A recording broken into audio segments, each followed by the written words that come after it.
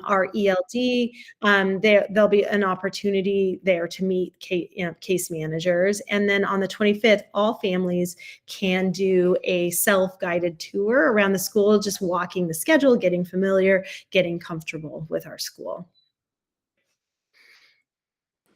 Sorry, and I meant to say this when I was introducing myself, but we are also recording this webinar to post onto our website. And I think I was also supposed to say that you're welcome to drop, I think Irina said it, but you're welcome to drop any questions into the chat or raise your hand. And at the end, we're happy to stay on to answer questions as well. So important registration, sorry, my husband's on the phone. Important registration information, just again, those dates you received, look for that email that came on the 25th and that registration materials are due on the 24th.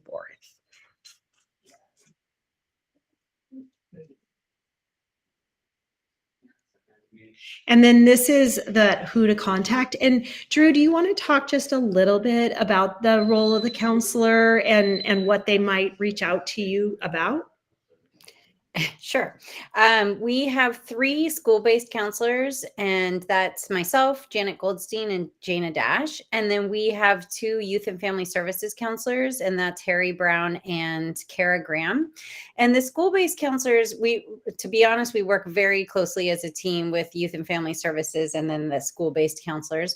But some of the differences are with scheduling, and that's kind of where you're starting your journey. And so for the school-based counselors, we work with schedules. Like I said, we are the 504 coordinator, or not coordinators, but case managers for your student in where you fall in the alphabet. And so we are happy to help with anything. And so in terms of what our role is, honestly, we just support students, staff, and teachers throughout middle school in any capacity that we can. So we work with students when they're having conflict with other students. We work with teachers and students when they need to maybe rebuild a relationship. Again, we help with schedules, we help with 504 plans, and really are here to help you as a parent navigate middle school as well. So no question is too big or too small. Like I said, we work so closely as a team that if we don't have the answer, if I don't have the answer, I'm able to reach out to everybody you see here on screen, as well as Harry Brown and Kara Graham. And we really just want to support you because sometimes things arise and challenges come up. And we all know middle school can be challenging, but sometimes just life hits you in a way that you don't expect. And we're here to support and help. Great, thank you. All right, so Drew and I are going to kind of tag team this because, as she said, the counselors are really like our ground people for 504 plans. They are, if your student has a 504, then the counselors are your student's 504 case manager, and they are the ones, if you have any questions or if you have any sort of like questions about accommodations or how teachers are going to get these, then the counselor is always your go-to person. I'm just kind of, the pretty face of 504s. But at IMS, our school counselors will meet with your child's current 5th grade 504 case manager to discuss any details. But really, your child's 504 case manager, current case manager, so they're often the elementary school's school psychs. Like I saw Andrew was in here. Hi, Andrew.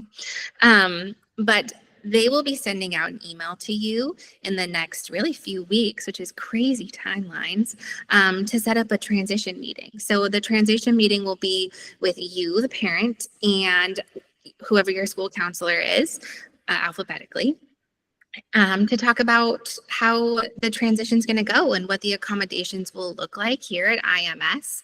But as far as registration goes, you will not have to register for any specific classes for your student. Your student's teachers will get all of their accommodations. Drew, do you want to add anything else?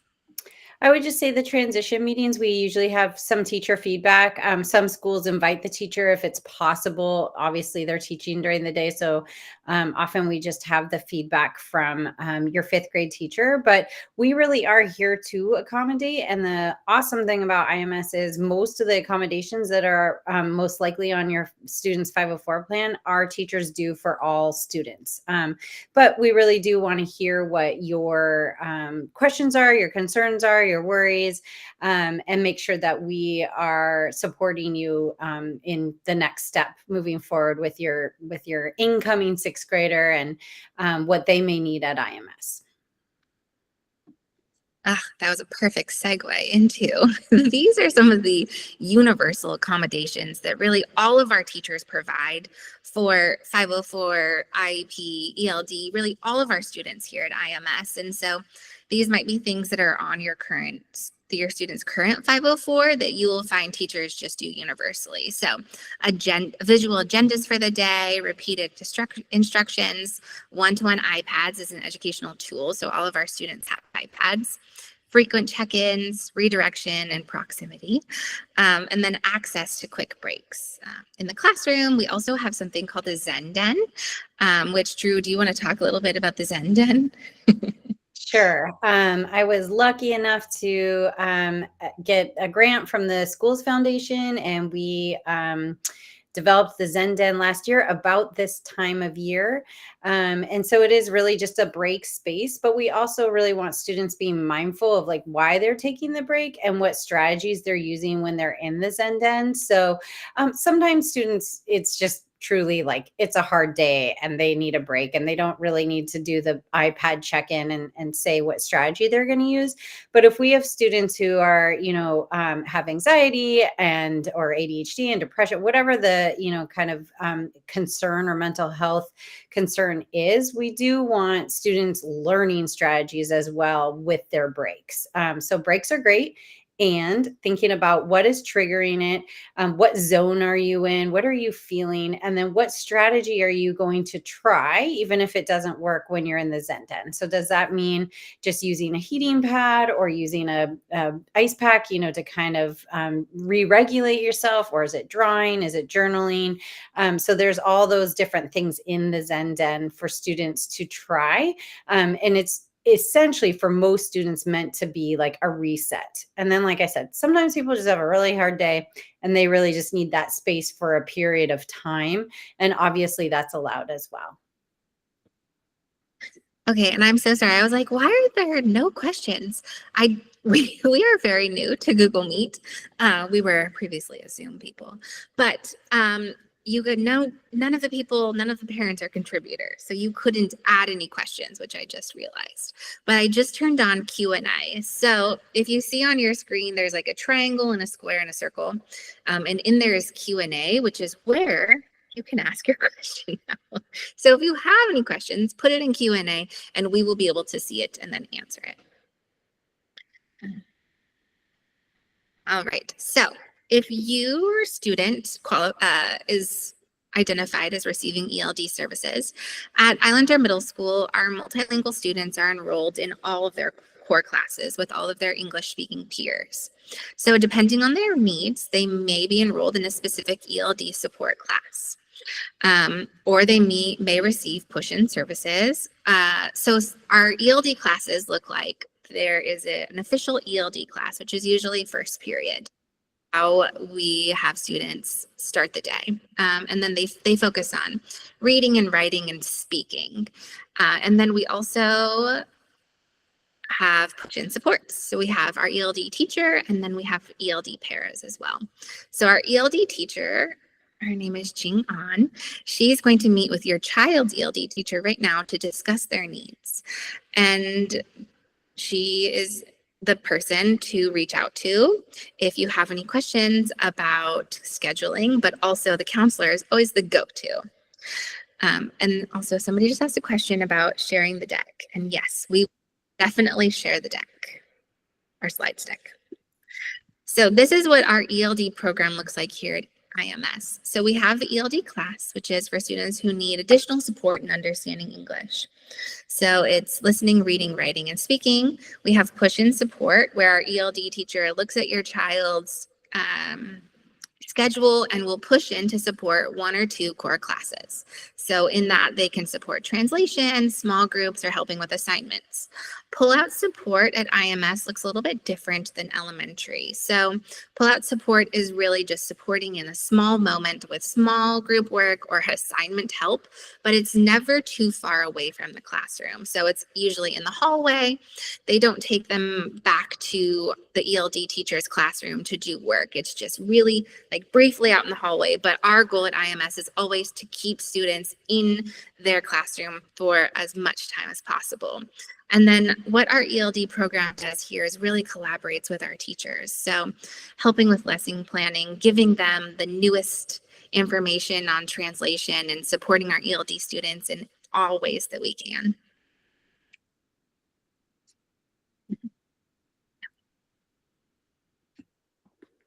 All right. For students who have an IEP, I just want to take a minute to recognize that there's probably lots of questions and anxiety, especially with students who've had the same special education teacher or resource teacher, and they feel very comfortable. And here we are, not only shifting to 6th grade with a new school, multiple teachers, but your child has an IEP and you're wondering, how is that going to work? How are we going to make sure to do this registration? And I don't really know if there's special classes. Please rest assured that we are going to partner with you. So to begin with, please know that in May, we will be having a meeting, a transition meeting that we will have you and we will have our team, and then the special education teacher, or sometimes they're referred to as resource teachers. We always call them IEP case managers. So I guess I should say that. We say IEP case manager, but the elementary school, you may know them as a resource teacher or a special education teacher. We're talking about the same role. So same amazing person that is your point of contact, your main person who oversees the IEP and services. So in May, we will have a meeting with you as the parent guardians, and then both our school and the special education teacher from 5th grade, so we can partner together and figure out what services are on the IEP, and if there's any special classes or different things that we need to do here at the middle school to make sure that your child's IEP continues and you continue to receive the services that are on there. So with that said, we're asking you to go ahead and continue filling out the form for the elective classes, and just like everyone else, just fill out the registration, and then know in that May transition meeting, that's when we're going to come together as a team and really going to look at a closer look at the classes and the supports that we need for the IEP. And then talking a little bit more about special education at IMS, SDI, our instruction that is adheres to the specially designed instruction for the IEP. Most of that instruction is actually delivered in the general education setting at the middle school. So it's a wonderful thing that our IEP case managers work very closely with our general education teachers so that it can be incorporated into class, into the general education setting as much as possible. However, there are situations that we do have special education classes. So for example, with math and language arts are just 2 examples. If a student, perhaps they have goal areas in that, then we, on that May transition meeting, will take a look, and perhaps there will be a need for a special education type class for a lab situation. Like, let's say, for example, your child is at maybe a 1st grade level in math, but they're coming in as a 6th grade. So we may do a special education setting to work on that extra skill building in math, or language arts, whether it's reading or writing. We also have a really neat general education setting for goals in reading, writing, and math. And it's our special education teachers a paraeducator, and a general education teacher partner together in this triad, and they meet every week. So that way they're constantly collaborating and unit planning and talking about student needs and figuring out what they need to reteach or maybe say a different way, apply a different way. And with that, it's a kind of nice because it is a general education setting, but you have that extra para educator support in the classroom and that special education teacher alongside just consulting. All of our general education teachers have an opportunity to consult on a regular basis with our special education teachers, but we just have a couple of classes where we provide that extra support. So again, on your end, just complete the registration, and in that May transition meeting that we'll be reaching out later to set up, that's where we'll come together and figure out what supports. Irina, I don't know if you have anything you want to add to this.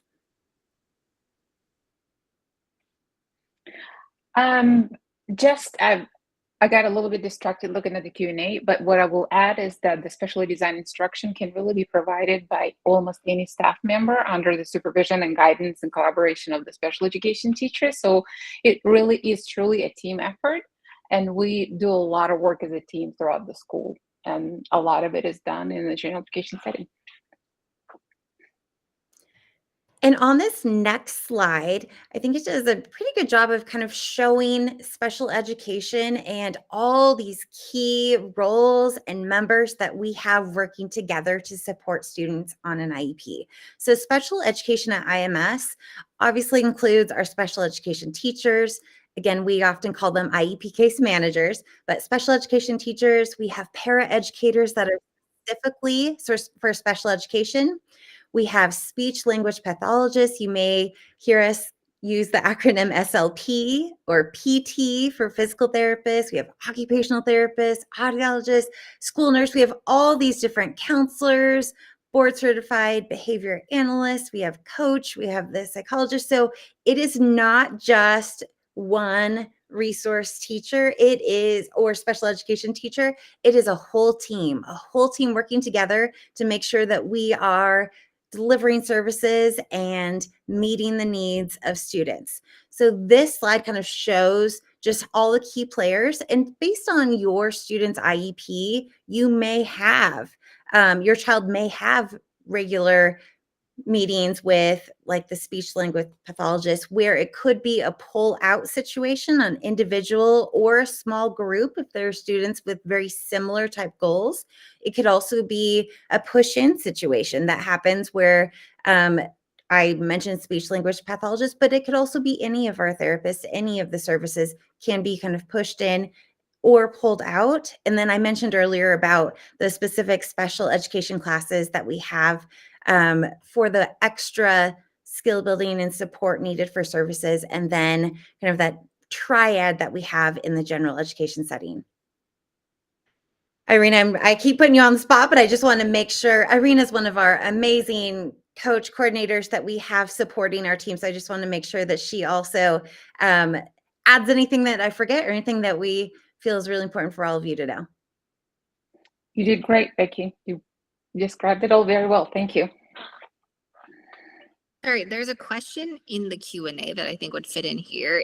The question is, Island Park Elementary School has a PLP program in a separate classroom. Is there a similar program at Islander Middle School? That's a great question. So Islander Middle School used to have more of a PLP program, and we are transitioning a little bit more into using our general education settings to really meet the needs of the adaptive skills, and we're working together as a team. So for example, let's say a student is in what traditionally may be a PLP program into Island Park, and then they come to Islander Middle School, and let's say they're in PE class, they are going to have not only the general education PE teacher, but they're also going to have the IEP case manager and perhaps like the physical therapist all kind of working together to figure out how to support in that general education setting. Yes, there are going to be times where they are perhaps in a classroom, not a general education setting, but a special education setting, and they're working in small groups or with a paraeducator doing SDI that's been designed by the special education teacher. But we don't have something specifically called PLP where it's a self-contained or isolated class all day. We used to, but we are kind of shifting and really working on having our team collaborate together and figure out how to provide support as much as possible in a general education setting. Okay, sorry, there's one more. This is going to be perfect. What classes are students pulled out of for speech or OT, and how do they make up what they miss? That's another great question. And you know what? It really depends on how many students we have. Obviously, it's ideal to pull them from like an elective compared to, a language arts or a math class. At the same time, realistically, we won't be able to pull absolutely everyone if we're trying to truly meet their needs in terms of their SDI. So we do our best. I can speak for our speech language pathologist. I know she does her very best to look at everyone on her caseload and what their schedule is, and kind of works with the student and the teachers to figure out when is the best time if there is a pullout needed. So it could be end of the day and like our Gator time. It could be in those electives. It could be a different time, but very much kind of collaborating and working together. And I am so sorry, my dog is barking right now. But it could be together for, I just lost my train of thought. I apologize there. Sorry, but I feel like you answered it, Becky. You did a good job. And in the spirit of questions, I think there was one more question about whether general education teachers will attend the transition meeting with the IMS staff. Absolutely, yes. If the schedules align, that would be encouraged. However, if they're not available at that given time, the meeting gets scheduled, I would highly encourage you to gather input or encourage the case manager to gather input and provide it to us in any other way. Just like when we at Islander Middle School have so many teachers throughout the day, and when we have an IEP, we make sure we gather all possible input from everyone when we discuss things at a meeting. So yes, answer to that question. And if not possible, let's think of some other ways to gather input for that meeting. Our counselors, and Drew, you can speak to this too, our counselors also meet with all fifth grade teachers from each of the schools so that we can learn, the strengths and needs of our kids and better plan and prepare for them. Drew, I don't know if you want to speak to that a little bit. Yeah, I think it's, I saw that question and it kind of was going through my head. Like it's a balance of like allowing the teachers to get to know your student of where they are when they walk through our doors in late August. Because even though summer is too short for me at least, they do a lot of growing and changing. And so even where they were, at the end of fifth grade to like who they're going to be in sixth grade could be very different. So often what happens is we have teachers, start to get to know their students. And then as things kind of come up, they'll come and meet with us and say, hey, have you heard anything about so-and-so? And we just kind of go back and look at the notes. Obviously, depending on the different needs for different students, we also pre-meet with teachers because I did see, is there going to be, are the new ISMS teachers going to meet with the gen ed teacher? So we get the notes from the counselors. I know admin also, meets with admin. So there's lots of information that's passed through. And we want to give your student the opportunity to be who they are in that moment as well. So it's definitely a balance. But the notes are really, really helpful for us because we got our little honeymoon period and then things start to sink in for our kiddos. And it's just really nice to see like, oh yeah, this was a pattern. And here's what, this teacher did to support this student. And here's some strategies that will help them moving forward. And at Incoming Parent Information Night, we'll talk more about like the general makeup of the day and how that works to benefit kids, but it really just moving to the middle school often is such a settling experience for kids because they have shorter class periods. They have the opportunity to move every like 50 minutes. They're up, they're moving to another class, having an opportunity to socialize, get some wiggles out, and then they settle into a different class. So it really, there's so many amazing benefits to elementary school, and they are ready when they come to 6th grade to have a little bit more freedom, a little bit more movement, and it really suits so many kids so well. So I be excited about this transition, not nervous. Okay, 2 dates that I just wanted to make sure to point out for students that have an IEP. So we understand by the time summer goes through and gets to be August and you've thought of this question all July and you just can't wait to figure out who the IEP case manager is so you can get your question answered. On August 4th, I just happened to pick a day early in August that I will be the one to email families of students that have an IEP. So that way you get the information in terms of who the case manager is going to be.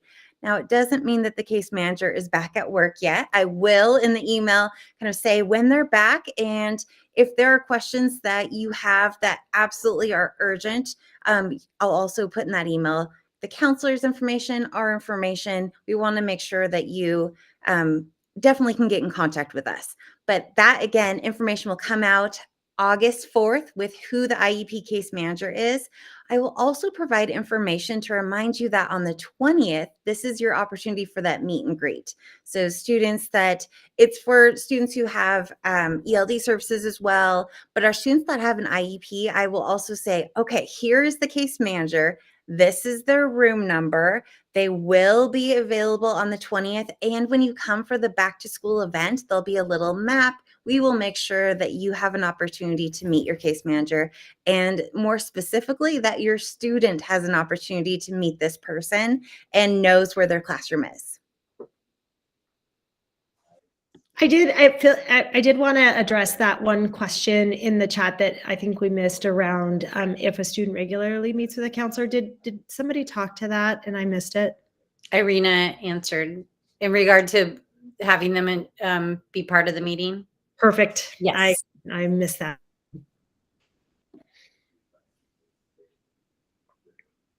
All right. Lastly, we just really wanted to let you know again how excited we are to have your kids at our school. And there are just so many ways that they are going to find success and connection. And we wanted to really elaborate on that idea that we want our kids to experience things that they are interested in and passionate about. And at the middle school, there are just so many opportunities to do that. You'll find out a lot more about that at incoming 6th grade parent information night. Kids will see a lot of opportunities that they'll have at Gator for a night for clubs and activities and different opportunities that exist. But that opportunity to find connection with peers, with adults, and to get involved are really 2 of the main success skills that I think will help students feel confident and comfortable at IMS. And you'll be amazed after Gator for a night, your kids are going to be like, that's my school. I've got this, no issue. It's so fun to watch them run around our school and have so much fun and just feel like this is my place. And so you'll see that start to happen just in Gator for a night. But we wanted to talk about some of the things school to home that you can be thinking about, and probably things you're already doing right now.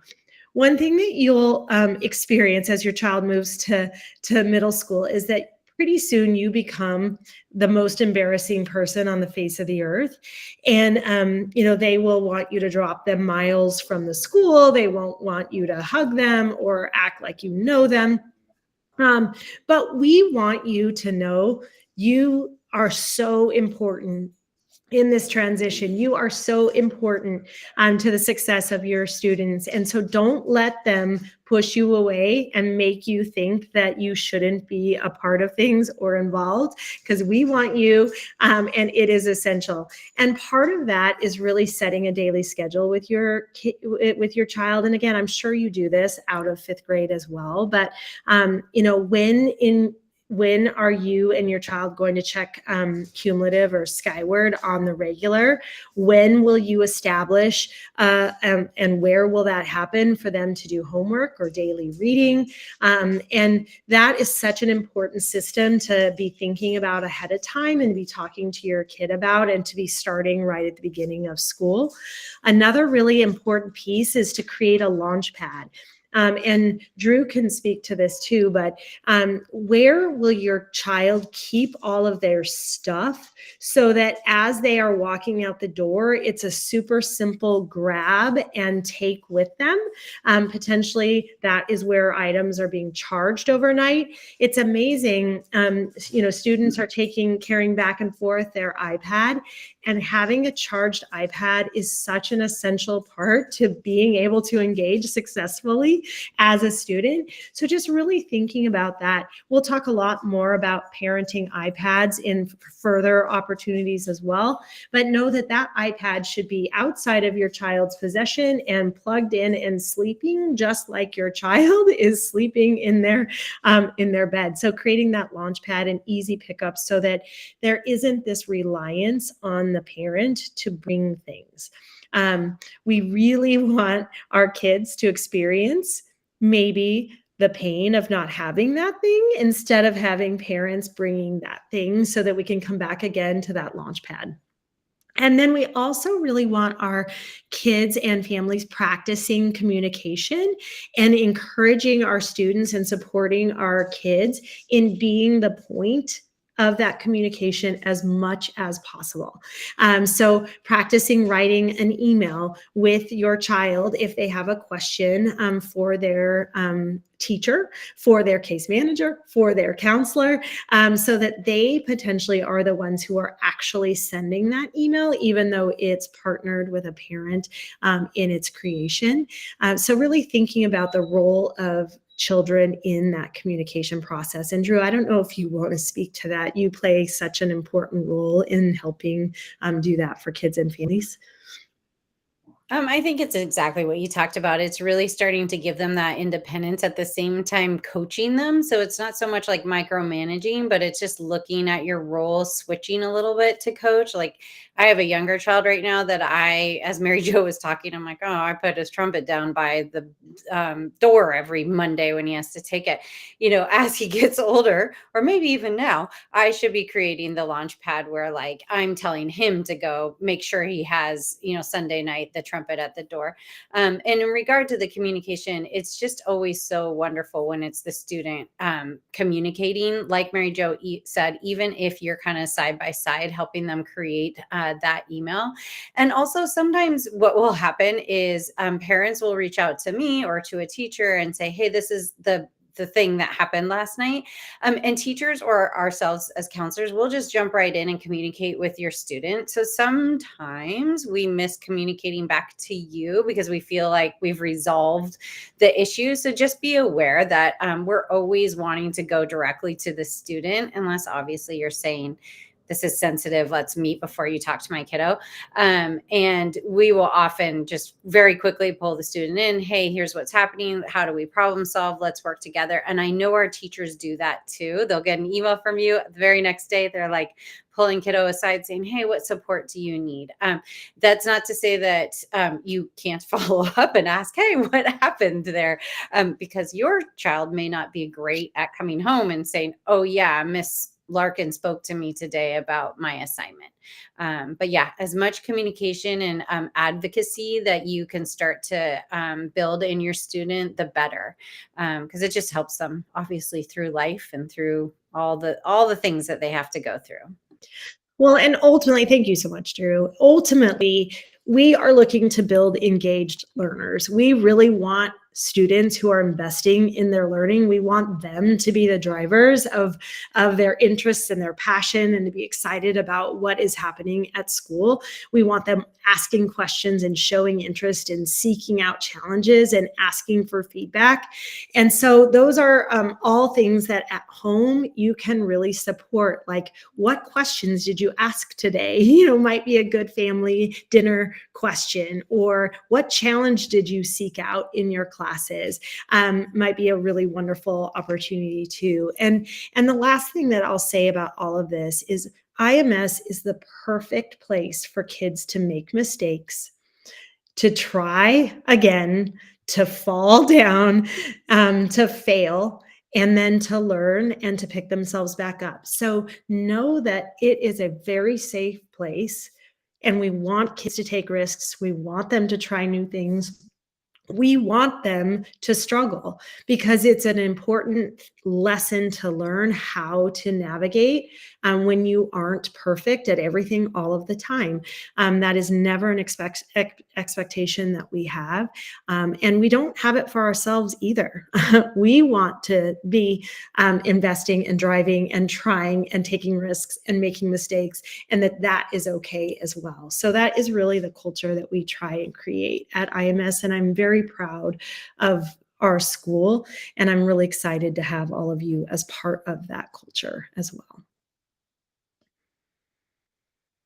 This is really just what I already said. It is this engagement continuum is something that we work with our kids on, and we teach our kids this language.